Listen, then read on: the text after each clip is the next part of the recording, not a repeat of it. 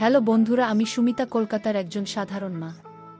তবে আজ আমি তোমাদের যে গল্পটা বলব সেটা আমার ছেলেকে নিয়ে, আমার জীবনের সবচেয়ে বড় চ্যালেঞ্জ আর সবচেয়ে গভীর ভালোবাসার গল্প। অনেকে শুনে ভাবতে পারেন মা আর ছেলের সম্পর্ক নিয়ে এমন গল্প।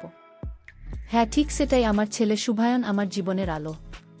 ছোটবেলা থেকে তাকে আঁকলে বড় করেছি, প্রতিটি পদক্ষেপে তার পাশে থেকেছি। ওর বাবা দীপ্তাশিস একজন আদর্শ স্বামী ও দায়িত্ববান পিতা ছিলেন। আমাদের জীবন ছিল শান্ত, ভালোবাসায় ভরপুর। শুভায়ন কলেজে উঠেই ওর ব্যবহারে পরিবর্তন আসতে লাগল। আগের চেয়ে অনেক বেশি চুপচাপ হয়ে পড়ল। পড়াশোনায় ভালো থাকলেও ওর কিছু নতুন বন্ধুকে নিয়ে একটা দুশ্চিন্তা আমাদের ভেতরে কাজ করতে লাগল। আমরা এটাকে বয়সজনিত সাময়িক পরিবর্তন ভেবে এড়িয়ে যেতে চাইলাম। আমরা ওকে সব সময় বিশ্বাস করতাম ও স্বাধীনতাও দিয়েছিলাম। একদিন শুভায়ন ফিরে এসে জানাল, মা, একজন ভালো বন্ধুর সাথে পরিচয় হয়েছে, নাম রিমি। আমি খুশি হলাম, মনে হলো সুভাষ জীবনের এক নতুন অধ্যায় পা রাখছে। আমি বললাম তাকে একদিন আমাদের বাড়িতে নিয়ে এসো। ও বলল, আসব মা, নিশ্চয় নিয়ে আসব। কিন্তু সেই প্রতিশ্রুত দিনটার এল না। শুভায়ন পরবর্তীতে বিভিন্ন অজুহাতে বিষয়টি এড়িয়ে যেতে লাগল। কখনো বলতো রিমির পরীক্ষা চলছে, কখনো বা পারিবারিক সমস্যা। ধীরে ধীরে ওর আচরণে একটা গোপনীয়তা লক্ষ্য করলাম। আগের মতো আর খোলামেলা কথা বলতো না এবং মাঝে মধ্যে অকারণে রাগান্বিত হয়ে পড়ত। আমরা বুঝতে পারছিলাম কিছু একটা ঠিকঠাক চলছে না, কিন্তু সরাসরি মুখোমুখি হতে সাহস পাচ্ছিলাম না। ভয় ছিল ও মানসিকভাবে ভেঙে পড়বে। একদিন ওর ফোনে একটি বার্তা এল, যা দেখে আমি চমকে উঠি। সেখানে রিমি নাম না থাকলেও একটি অপরিচিত নাম থেকে এমন কিছু কথা লেখা ছিল তা যথেষ্ট উদ্বেগের ছিল। ভাষায় অস্বস্তি তৈরি করার মতো কিছু ইঙ্গিত ছিল এবং আর্থিক কিছু লেনদেনের কথা উঠে এসেছিল। আমি দীপ্তাশিসকে কিছু না বলে নিজেই খোঁজ নেওয়া শুরু করলাম।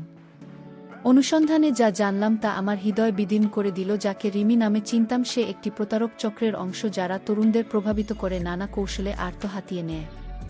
শুভাজন ধীরে ধীরে সেই ফাঁদে জড়িয়ে পড়ছিল। এমনকি সে পরিবারের সঞ্চিত অর্থ থেকেও খরচ করতে শুরু করেছিল।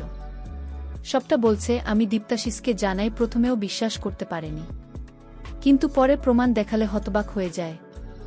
এরপর আমরা সিদ্ধান্ত নিই আমাদের ছেলেকেই বিপদ থেকে বাঁচাতে হবে। যে কোনোভাবে সরাসরি মুখোমুখি হলে ও আরও প্রতিক্রিয়া দেখাতে পারে। তাই আমরা অভিনয়ের একটি পথ বেছে নিই। মায়ের ভালোবাসা ও মমতার আবরণে এমন একটা যোগাযোগ গড়ে তুলব যাতে শুভায়ন বুঝতে পারে আমরা ওর পাশে আছি এবং সেই ভালোবাসায় তাকে সঠিক পথে ফিরিয়ে আনবে। দীপ্তাশিসার আমি যখন এই কঠিন কিন্তু প্রয়োজনীয় সিদ্ধান্তটা নিলাম, তখন আমাদের মনে অনেক দ্বিধা ছিল। একজন মা হিসেবে এমন একটি পথ বেছে নিতে হবে যেখানে তাকে তার ছেলেকে এইভাবে বোঝাতে হবে যে পরিবারই তার সবচেয়ে নিরাপদ আশ্রয়। এটা সহজ সিদ্ধান্ত ছিল না, কিন্তু শুভহানের ভবিষ্যৎ রক্ষা করাটাই ছিল আমাদের মূল লক্ষ্য। আমরা জানতাম আমাদের এই আচরণ তাকে বিভ্রান্ত করতে পারে, এমনকি সে বিরূপ প্রতিক্রিয়াও দেখাতে পারে। কিন্তু ওকে ভুল দিক থেকে ফিরিয়ে আনার জন্য যা প্রয়োজন আমরা সেটা করবই। আমি ধীরে ধীরে শুভায়নের সঙ্গে আমার সম্পর্ক আরও বন্ধুত্বপূর্ণ করে তুলতে শুরু করলাম। আগে যেখানে আমি শুধুই একজন অভিভাবক ছিলাম, সেখানে এখন আমি একজন শ্রোতা, একজন বন্ধুর মতো আচরণ করতে শুরু করলাম। ওর কথা মন দিয়ে শুনতাম, ওর আগ্রহ, মতামত ও অনুভূতির মূল্য দিতাম। এমনকি রিমির প্রসঙ্গ উঠল, আমি কখনো কোনো নেতিবাচক মন্তব্য করিনি। আমি চেয়েছিলাম ও বুঝুক আমি ওর পাশে আছি এবং ওর অনুভূতির প্রতি শ্রদ্ধাশীল। শুভায়ন শুরুতে একটু অবাক হলেও ধীরে ধীরে আমার এই আন্তরিকতায় সাড়া দিতে শুরু করল। আমি প্রতিদিন চেষ্টা করতাম ওর জীবনের ছোট ছোট আনন্দে যুক্ত হতে। কখনো ওর পছন্দের রান্না করতাম, কখনো গল্প করতাম, আবার কখনো একসাথে সিনেমা বা গান উপভোগ করতাম। আমি ওর আত্মবিশ্বাস বাড়াতে সাহায্য করতাম, নতুন জামা কাপড় কিনে দিতে, ওর পছন্দের জিনিসগুলোতে অংশীদার হতাম। এই সব মুহূর্তেই বুঝতাম আমার প্রয়াস ওর মনে প্রভাব ফেলছে। দীপ্তাশিস সবকিছু দূর থেকে পর্যবেক্ষণ করছিল এবং আমাকে নির্বেশ সমর্থন দিয়ে যাচ্ছিল। শুভায়নের মাঝে ধীরে ধীরে পরিবর্তন দেখা যাচ্ছিল। সে আগের মতো চুপচাপ না থেকে আমার সাথে অনেক কিছু শেয়ার করত। রিমির সঙ্গে যোগাযোগ তখনও ছিল, তবে তার মুখের অভিব্যক্তিতে বুঝতে পারতাম মনের ভেতরে একটা দ্বন্দ্ব শুরু হয়েছে। আমি কখনো সরাসরি কিছু না বলে বরং বিভিন্ন গল্পের মাধ্যমে বোঝানোর চেষ্টা করতাম ভুল সম্পর্ক কেমন বিপদের দিকে ঠেলে দিতে পারে আর পরিবারের ভালোবাসা কেমন নিরাপদ আশ্রয় হতে পারে। এক সন্ধ্যায় আমি বললাম, আজ না হয় আমরা তিনজন একসঙ্গে একটা সিনেমা দেখি। সুভায়ন প্রথমে একটু অস্বস্তি পেল, পরে রাজি হয়ে গেল। সিনেমা চলাকালে আমি ওর পাশে বসে মায়ের স্নেহে ওর কাঁধে হাত রাখলাম, ও আমার দিকে তাকিয়ে হালকা হাসল। আমি বুঝলাম আমার উপস্থিতি ওর ভেতরের দ্বিধা সংকোচে একটা আশ্বস্তি দিচ্ছে। আমি ধীরে ধীরে ওর জন্য এক ভরসার জায়গা হয়ে উঠছিলাম। পরদিন আমরা একসাথে বাইরে বের হলাম একটা ছোট মাছিলের মুহূর্ত কাটানোর উদ্দেশ্যে। ওর পছন্দের টি-শার্ট কিনে দিলাম, ফ্যাশন নিয়ে কথা বললাম। আমি বললাম, তুমি নিজের মতো করে যেভাবে নিজেকে গড়ে তুলছ সেটা দারুণ। সবসময় নিজের উপর বিশ্বাস রাখো। ও আমার কথায় কিছুটা লজ্জা পেলেও ওর চোখে আনন্দ ছিল। এই ছোট ছোট কথাগুলো ওর আত্মবিশ্বাস আর আমাদের সম্পর্ককে আরও দৃঢ় করে তুলছিল। আমার মূল উদ্দেশ্য ছিল সুভায়নকে বোঝানো ভালোবাসা মানে বিশ্বাস, সম্মান, বোঝাপড়া আর যত্ন। বাহ্যিক চটকদারতার পেছনে ছুটে না গিয়ে সম্পর্কের গভীরে থাকা মানবিক দিকগুলো বুঝতে শেখা জরুরি। আমি ওকে এমন গল্প বলতাম যেগুলো ওর ভেতরে উপলব্ধি তৈরি করত, কে সত্যিকারের আপন আর কে শুধুই ছায়া। আমি ধৈর্য ধরে ওর সঙ্গে এমন সংযোগ তৈরি করছিলাম যেন ও নিজেই সত্য মিথ্যা যাচাই করতে পারে। সুভায়ন যখন হতাশ বা দ্বিধাগ্রস্ত থাকত, আমি ওকে আলতোভাবে জড়িয়ে ধরতাম বা মাথায় হাত রেখে বলতাম, তুমি যাই করো, আমি সবসময় তোমার পাশে আছি। একজন মায়ের এই স্নেহই ওর মনে একটা দৃঢ় বার্তা পৌঁছে দিত।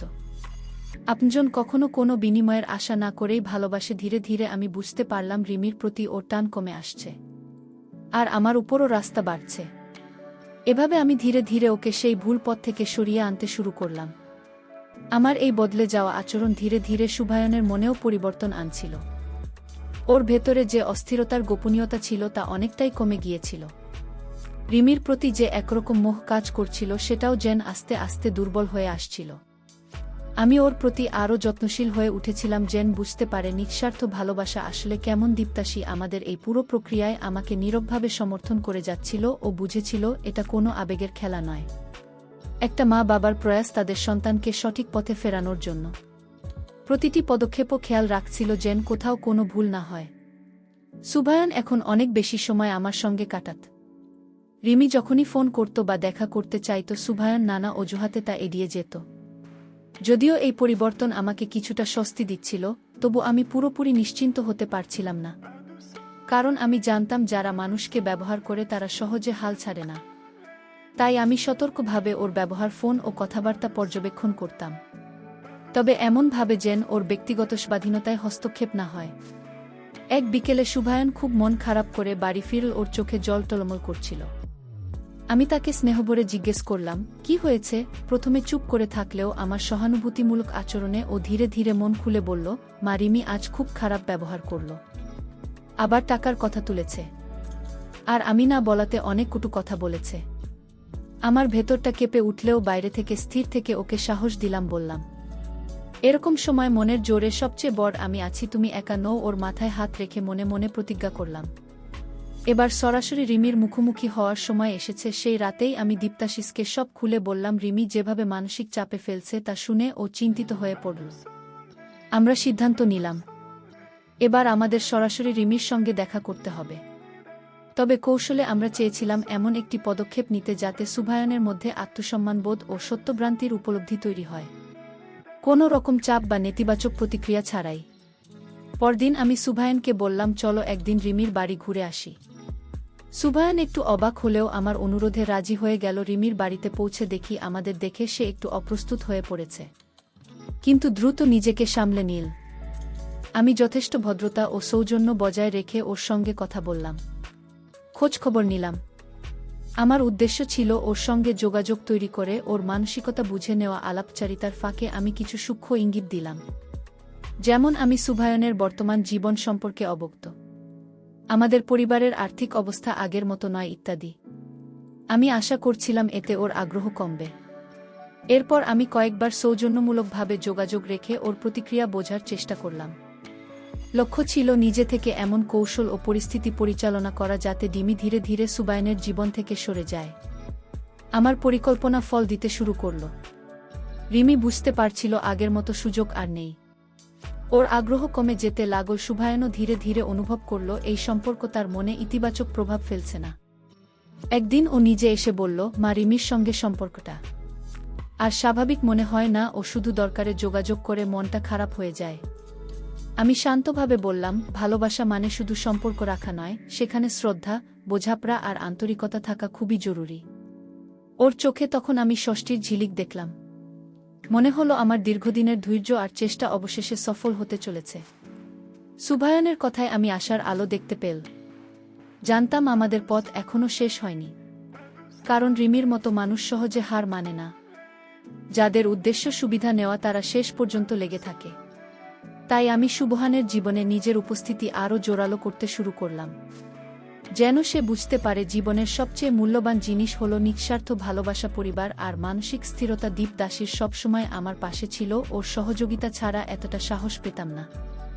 আমি সুভায়নকে নানা কাজে ব্যস্ত রাখতে শুরু করলাম। ওর পছন্দের খেলা, বই পড়া, পারিবারিক আড্ডা সবকিছুতেই ওকে সম্পৃক্ত করলাম। মাঝে মাঝে ওকে নিয়ে সামাজিক অনুষ্ঠানেও যেতাম। এসব মুহূর্তে ওর মন অন্যদিকে ঘোরানোর চেষ্টা করতাম, যেন নিজেই উপলব্ধি করে জীবনের কত বিস্তৃত দিগন্ত রয়েছে। ধীরে ধীরে সুভায়ন নতুন জীবনে অভ্যস্ত হতে লাগল ও আগের চেয়ে অনেক বেশি আত্মবিশ্বাসী হয়ে উঠছিল। একদিন সুভাজন এসে বলল, মা, রিমির ফোন আসছে, কিন্তু কথা বলার ইচ্ছেই হয় না। আমি শান্তভাবে বললাম, তোমার মন না চাইলে কথা বলার দরকার নেই। নিজের সিদ্ধান্ত নেওয়ার স্বাধীনতা তোমার আছে। ওর কথায় ওর চোখের স্বস্তির আলো ফুটে উঠল। এরপর থেকেও রিমির ফোন ধরা বন্ধ করে দিল। রিমি একের পর এক ফোন ও বার্তা দিলেও সুভায়নার সাড়া দিচ্ছিল না। ওর এই স্থিরতা আমাকে আরও সাহস দিয়েছিল। পরিস্থিতি আরও স্পষ্ট করতে একদিন আমি নিজেই রিমিকে ফোন করলাম। সংযম, দৃঢ়তা বজায় রেখে বললাম, রিমি, সুভাই না এখন নিজের ভবিষ্যৎ নিয়ে ব্যস্ত। আমি চাই না কেউ তার মনোযোগ বিঘ্নিত করুক। আমি শান্ত স্বরে কথা বললেও স্পষ্ট করে দিলাম যে ওর পরিকল্পনার চলবে না।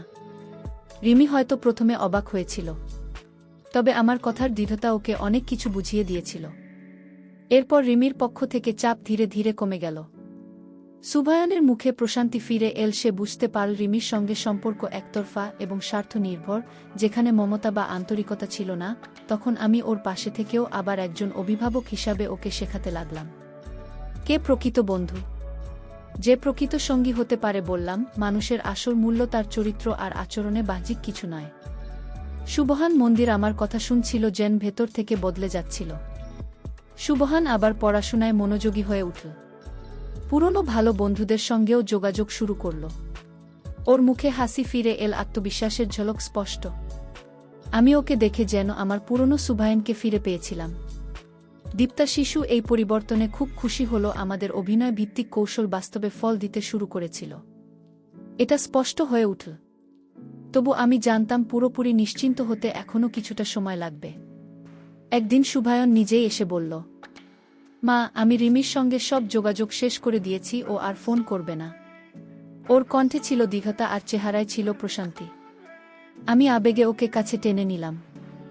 মায়ের মতো করে মনে হলো ও একটা অন্ধকার সময় পেরিয়ে নতুন আলো ফিরেছে।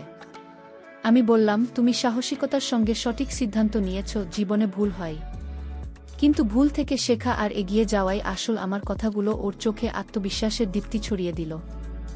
সুভায়ন যখন রিমির সঙ্গে সব সম্পর্ক ছিন্ন করার কথা বলল, তখন আমার মন এক অজানা শান্তিতে ভরে উঠল। মনে হচ্ছিল যেন দীর্ঘদিনের এক অন্ধকার সময় থেকে আমরা মুক্তি পেয়েছি। তবে আমি জানতাম শুধু রিমিকে দূরে রাখা যথেষ্ট নয়। সুভায়নকে এমন একটি পরিবেশ দিতে হবে যেখানে সে সুস্থভাবে বেড়ে উঠতে পারে এবং সঠিক মূল্যবোধ নিয়ে জীবন যাপন করতে পারে। দীপ্তা শিশার আমি ওকে সব রকম মানসিক সমর্থন দিচ্ছিলাম। আমরা ওর পাশে ছিলাম। ওকে বোঝাতাম যে আমরা তাকে কতটা ভালোবাসি এবং তার জন্য আমরা সব কিছু করতে প্রস্তুত। সুভায়নের পরিবর্তন চোখে পড়ার মতো ছিল। ওর মুখ থেকে হতাশার ছাপ মুছে গিয়ে এক নতুন উজ্জ্বলতা ফিরে এসেছিল। ও এখন পড়াশোনায় আরও মনোযোগী হয়ে উঠেছিল এবং বন্ধুদের সাথেও সুস্থ সম্পর্ক করে তুলছিল। মাঝে মাঝে নিজে থেকেই আমাকে রিমির ব্যাপারে প্রশ্ন করত, মা, আমি কিভাবে এমন ভুল করলাম?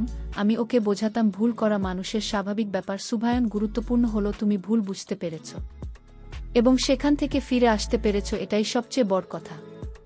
ওর ভেতরের আত্মবিশ্বাস ফেরানো আমার জন্য অতি জরুরি ছিল। আমরা সুভায়নকে নিয়ে নতুন নতুন পরিকল্পনা করতে শুরু করলাম। ওর ভবিষ্যৎ কি হওয়া উচিত, কোনো বিষয়ে পড়াশোনা করলে ওর ভালো হবে, এসব নিয়ে আমরা খোলাখুলিভাবে আলোচনা করতাম। ওর আগ্রহের বিষয়গুলো নিয়ে একসঙ্গে গবেষণা করতাম। ওর ক্যারিয়ার গঠনে পরিষ্কার ধারণা তৈরি করতে সাহায্য করতাম। আমাদের মূল উদ্দেশ্য ছিল ওকে এমনভাবে গড়ে তোলা যাতে সে ভবিষ্যতে সঠিক সিদ্ধান্ত নিতে পারে এবং নিজেকে ভালোভাবে চিনতে পারে। এক সন্ধ্যায় আমরা সবাই ডিনার টেবিলে বসে গল্প করছিলাম। সুভায়ন বলল, মা, আমার মনে হয় আমি এখন অনেক হালকা অনুভব করছি। রিমি আমার জীবনকে অনেক জটিল করে দিয়েছিল। ওর কথা শুনে আমার মন ভরে উঠল। ও নিজের ভুলটা যে বুঝতে পেরেছে সেটাই আমার কাছে বড় প্রাপ্তি ছিল। দীপ্তা শিশু তাকে সমর্থন করে বলল, সুভায়ন, জীবনের সব সময় সঠিক সিদ্ধান্ত নিতে হয়। একজন ভালো সঙ্গী তোমার জীবনকে সুন্দর করে তুলতে পারে, আবার একজন অনুপযুক্ত সঙ্গী জীবনে বাধা সৃষ্টি করতে পারে। আমরা সুভায়নকে বোঝাতে শুরু করলাম যে জীবনে প্রকৃত ভালোবাসা আর পারস্পরিক সম্মান কতটা জরুরি। আমি ওকে বলতাম, ভালোবাসা মানে শুধু বাহ্যিক আকর্ষণ নয়। ভালোবাসা মানে মনের মিল, একে অপরের প্রতি বিশ্বাস আর সম্মান। এমন একজন মানুষ খুঁজে পাওয়া উচিত যে তোমার স্বপ্নগুলোকে সম্মান করবে এবং সব সময় তোমার পাশে থাকবে। আমার কথাগুলো ওর মনে গভীর ছাপ ফেলছিল। আমি ওকে এমন একটি ভবিষ্যতের স্বপ্ন দেখাতাম যেখানে ভালোবাসার ভিত্তি থাকবে সম্মান আর বোঝাপড়া। সুভায়ন এখন রিমির প্রভাব থেকে পুরোপুরি মুক্ত। ওর মানসিক অবস্থা অনেক উন্নত হয়েছে আর ভবিষ্যতের প্রতি ইতিবাচক দৃষ্টিতে তাকাতে শুরু করেছে দীপ্তাশিস। আর আমি ওকে সব রকমভাবে সহযোগিতা করছিলাম যাতে সে নিজের ভুল থেকে শিক্ষা নিয়ে আরও দৃঢ় হয়ে উঠতে পারে। আমাদের সম্পর্ক আরও গভীর হয়েছে কারণ আমরা একসাথে কঠিন সময় পার করেছি। সুভায়নের জীবনে নতুন করে স্থিতিশীলতা আসছিল। সে পড়াশোনায় ভালো ফল করছিল এবং নতুন কিছু শখের প্রতি আগ্রহী হয়েছিল, যেমন ফটোগ্রাফি আর বাগান করা। এই সব শখ ওকে মানসিক শান্তি দিচ্ছিল এবং ওর সৃজনশীলতাও বাড়াচ্ছিল। আমি সবসময় ওকে উৎসাহ দিতাম এবং নতুন আগ্রহগুলোকে সমর্থন করতাম। আমরা এমন একটা পরিবেশ গড়ে তুলেছিলাম যেখানে সে স্বাধীনভাবে তার পছন্দ অনুসরণ করতে পারত। দীপ্তাশিস আর আমি মাঝে মাঝে ওর ভবিষ্যৎ সঙ্গী নিয়ে আলোচনা করতাম। আমরা চাইতাম সুভায়ন এমন একজনকে খুঁজে পাক যে তাকে প্রকৃত ভালোবাসবে, শ্রদ্ধা করবে এবং যার মূল্যবোধ আমাদের এর সাথে মিলবে। আমরা এমন একজন মেয়ের খোঁজ করছিলাম যিনি শিক্ষিত, বিনয়ী এবং যার সাথে সুবাহনের মানসিক বোঝাপড়া গড়ে উঠবে। আমাদের লক্ষ্য ছিল সুবহানের জন্য সুন্দর ও স্থির একটি জীবন নিশ্চিত করা। একদিন আমাদের এক পারিবারিক বন্ধু কান্তা দেবী তার নাতনি ঋতিকার কথা বললেন। ঋতিকা খুব শান্ত স্বভাবের, মেধাবী এবং সঙ্গীতে পারদর্শী। কান্তা দেবীর ঋতিকার সম্পর্কে এত সুন্দরভাবে বললেন যে আমি ওকে দেখতে খুব আগ্রহী হলাম। আমি দীপ্তাশিসের সঙ্গে কথা বলে ঋতিকাকে সুবাহনের সাথে পরিচয় করিয়ে দেওয়ার সিদ্ধান্ত নিলাম। তবে আমরা কোনো চাপ দিতে চাইনি, চেয়েছিলাম সুভায়ন নিজের ইচ্ছে ঋতিকার সঙ্গে মিশুক এবং ওকে পছন্দ করুক। আমরা একটি ছোট পারিবারিক অনুষ্ঠান আয়োজন করলাম যেখানে কান্তা দেবী ও ঋতিকা উপস্থিত ছিলেন। প্রথম দেখাতে ঋতিকাকে আমি খুব পছন্দ করলাম। ওর চোখে এক ধরনের সরলতা ও বুদ্ধিমত্তা ছিল। সুভায়ন ও ঋতিকাকে দেখে একটু অবাক হয়েছিল, কারণও এমন কোনো মেয়ে আশা করেনি। তারা দুজনেই লাজুক ছিল। তাই আমি আর দীপ্তাশিস তাদের কথা বলার সুযোগ করে দিলাম। তাদেরকে একসঙ্গে কিছু সময় কাটাতে উৎসাহ করলাম যাতে তারা একে অপরকে ভালোভাবে জানতে পারে। ঋতিকা ও সুভাজন একে অপরের সঙ্গে কথা বলতে শুরু করল। তারা দুজনেই বই পড়তে ভালোবাসত এবং প্রকৃতি নিয়ে আগ্রহী ছিল। আমি লক্ষ্য করলাম ঋতিকা খুব মনোযোগ দিয়ে সুবাহনের কথা শুনছে আর সুবহান ও ঋতিকার সঙ্গে কথা বলতে স্বচ্ছন্দ বোধ করছে। তাদের মধ্যে একটা স্বাভাবিক বোঝাপড়া তৈরি হতে লাগল। ঋতিকা রিমির পুরো বিপরীত ছিল, শান্ত, বিনয়ী এবং প্রকৃত অর্থে শিক্ষিত। সুবহান ও ধীরে ধীরে ঋতিকার প্রতি আকৃষ্ট হতে লাগল। এই নতুন সম্পর্কটা দেখে আমার মন ভরে উঠল। সুভাষ যখন রিমির সঙ্গে ছিল তখন ওর মুখে বিষণ্ণতার ছাপ থাকত, কিন্তু এখন ঋতিকার সঙ্গে কথা বলার সময় ওর মুখে স্নিগ্ধ হাসি ফুটে উঠত। আমি বুঝতে পারছিলাম সুবহান অবশেষে সঠিক পথে হাঁটছে এবং একজন সঠিক মানুষের সান্নিধ্যে আসছে। আমার দীর্ঘদিনের উদ্বেগ যেন ধীরে ধীরে কমে আসছিল। আমি চাইছিলাম এই সম্পর্কটা নিজে নিজে গড়ে উঠুক, জোর করে কিছুই করতে চাইনি। ঋতিকার সঙ্গে সুভায়নের প্রথম দেখা হওয়ার পর থেকেই আমার মনে এক গভীর স্বস্তির অনুভূতি কাজ করছে। মনে হচ্ছিল অবশেষে সুভাজন তার জীবনের সঠিক পথ খুঁজে নিতে পারছে। ঋতিকা ছিল ঠিক এমন একজন যেভাবে আমরা সুবাহনের জন্য চেয়েছিলাম, শান্ত, বুদ্ধিদীপ্ত এবং সংস্কৃতির প্রতি আগ্রহী। সুবহানও ধীরে ধীরে ঋতিকার প্রতি আকৃষ্ট হচ্ছিল। তাদের মধ্যে একটা সরল ও সুস্থ বন্ধুত্ব গড়ে উঠছিল। যা দেখে আমার মন খুব খুশি হতো। আমি লক্ষ্য করতাম সুবহান এখন ঋত্বিকার সাথে কথা বলার জন্য অজুহাত খুঁজে বেড়াতো, ওর মুখে অন্যরকম এক আলোর ঝিলিক থাকত। যখন সে ঋত্বিকার সাথে ফোনে কথা বলতো বা দেখা করত, রিমির সঙ্গে থাকা সময়ের অস্থিরতার মন খারাপ এখন আর ছিল না। সুবহান এখন অনেক বেশি হাসে, নিজের ভবিষ্যৎ নিয়ে কথা বলে, যা দেখে আমার এবং দীপ্তাশিসের মন আনন্দে ভরে যেত। আমরা বুঝলাম আমাদের এতদিনের পরিশ্রম সার্থক হচ্ছে। ঋত্বিকা মাঝে মাঝে আমাদের বাড়িতে আসত। আমিও কি নিজের মেয়ের মতোই দেখতাম, ওর সঙ্গে বসে গল্প করতাম, নতুন নতুন রেসিপি শিখাতাম। ঋত্বিকাও আমার সঙ্গে খুব স্বাচ্ছন্দ্য বোধ করত। সে আমাকে নানা বিষয়ে প্রশ্ন করত, নিজের মতামত জানাত। ওর সঙ্গে মিশে আমার মনে হতো যেন হারিয়ে যাওয়া ছোটবেলাটা ফিরে। দেবতা শিশু ঋত্বিকাকে খুব পছন্দ করত। ওর উপস্থিতি আমাদের বাড়িতে নতুন আনন্দ নিয়ে এসেছিল। সুবহানা ঋতিকার সম্পর্ক ধীরে ধীরে আরও গভীর হতে লাগল। তার একসঙ্গে বই পড়ত, সিনেমা দেখত, এমনকি ঋতিকা সুভাষকেও সঙ্গীত ক্লাসগুলোতে নিয়ে যেত। সুভায়নও ঋতিকার কাছ থেকে নতুন অনেক কিছু শিখছিল, যাওয়ার জীবনের নতুন মাত্রা যোগ করছে। যেখানে রিমির সঙ্গেও সম্পর্ক ছিল শুধুময় বহির্মুখী আকর্ষণ ও মিথ্যের উপর ভিত্তি করে, সেখানে ঋত্বিকার সঙ্গেও সম্পর্ক গড়ে উঠছিল পারস্পরিক শ্রদ্ধা, বিশ্বাস ও আন্তরিক ভালোবাসার উপর। এক বিকেলের সুভায়ন আমার কাছে এসে একটু লাজুক স্বরে বলল, মা, আমার মনে হয় আমি ঋত্বিকাকে ভালোবাসি। ওর সঙ্গে থাকতে আমার খুব শান্তি লাগে। ওর কথা শুনে আমার চোখে আনন্দের জল ঝরে পড়ল। আমি ওকে শক্ত করে জড়িয়ে ধরলাম। একজন মা হিসাবে এর থেকে বড় প্রাপ্তি আর কি হতে পারে। আমার ছেলেটা অবশেষে ভালোবাসার সঠিক অর্থটা বুঝতে পেরেছে এবং ভুল পথ থেকে সঠিক পথে ফিরে এসেছে। দীপ্তাশিসু এই খবর শুনে খুব খুশি হল। আমরা দীপ্তাশিসের সঙ্গে ঋতিকার পরিবারের সাথে কথা বলার সিদ্ধান্ত নিলাম। তাদের সঙ্গে বসে সুভায়না ঋতিকার বিয়ের প্রস্তাব দিলাম। ঋতিকার পরিবারও সুভায়নকে পছন্দ করেছিল এবং তারা আনন্দের সঙ্গেই প্রস্তাবে সম্মত হয়েছিল। বিয়ের প্রস্তুতি শুরু হলো। আমাদের বাড়িতে যেন উৎসবের আমেজ ছড়িয়ে পড়ল। এতদিন ধরে যে দুশ্চিন্তা আর অনিশ্চয়তার মাঝে দিন কাটিয়েছি তা এখন খুশিতে বদলে গিয়েছিল। সুভায়ন আর ঋতিকার বিয়ে খুব সহজ এবং আনন্দময় পরিবেশে সম্পন্ন হল। আমি দেখলাম আমার ছেলেটা ঋতিকার হাত ধরে নতুন জীবনে পা রাখছে। ওর চোখে এক ভিন্ন আনন্দ আর মানসিক শান্তি ফুটে উঠেছিল। আমি ঈশ্বরের কাছে কৃতজ্ঞতা জানালাম, যিনি আমার ছেলেকে সঠিক পথে ফিরিয়ে এনেছেন এবং ওকে একজন যোগ্য জীবন সঙ্গিনী উপহার দিয়েছেন। এই দিনটা আমার জীবনের এক নতুন অধ্যায়ের সূচনা ছিল। সুভায়না ঋতিকার বিয়ে ছিল আমার জীবনের এক নতুন অধ্যায়ের সূচনা। শুধু সুভায়ন নয়, আমাদের পুরো পরিবারেই যেন একটা শান্তির ছোঁয়া এসে পড়েছিল। যে সুভায়নকে নিয়ে একসময় রাত দিন দুশ্চিন্তা করতাম, সে এখন একজন দায়িত্বশীল স্বামী এবং একজন সুখী মানুষ। ওর চোখে যে আত্মবিশ্বাস আর আনন্দ দেখতে পেতাম তা আমার সমস্ত কষ্ট ভুলিয়ে দিত। ঋতিকা আমাদের সংসারে এসে যেন একটা পূর্ণতা নিয়ে এসেছিল। বিয়ের পর সুভায়না ঋতিকার জীবন খুব সুন্দরভাবে কাটছিল। ওরা একে অপরের পাশে ছিল, সব সময় ভালোবাসা আর আন্তরিকতায় ভরা ছিল তাদের সম্পর্ক। ঋতিকা সত্যিই একজন আদর্শ জীবনসঙ্গিনী ছিলেন। সে সুভায়নকে তার পড়াশোনার ক্যারিয়ার এ অনেক উৎসাহ দিত। সুভায়ন ও ঋতিকার প্রতি ছিল খুব যত্নশীল। ওরা ছোট ছোট বিষয় নিয়ে নিজেদের মধ্যে খুনসুটি করত, কিন্তু গভীর ভালোবাসার সম্মান দিয়ে একে অপরের পাশে থাকত।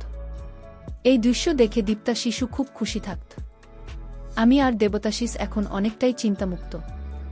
আমাদের ছেলে এখন সঠিক পথে আছে, একজন যোগ্য জীবন সঙ্গিনী পেয়েছে। আমাদের এতদিনের সংগ্রাম সার্থক হয়েছে। প্রায় ওদের দুজনের দিকে তাকিয়ে ভাবতাম, রিমির মতো একজন ব্যক্তির প্রভাব থেকে সুভায়নকে বাঁচাতে গিয়ে আমরা যে কঠিন পথ বেছে নিয়েছিলাম তা হয়তো সমাজের কাছে প্রশ্নবিদ্ধ হতে পারত, কিন্তু একজন মা হিসেবে আমার কাছে সন্তানের ভবিষ্যতই সবচেয়ে গুরুত্বপূর্ণ ছিল। সুভায়ন এখন বিশ্ববিদ্যালয়ের পড়াশোনা শেষ করে একটি ভালো প্রতিষ্ঠানে চাকরি পেয়েছে।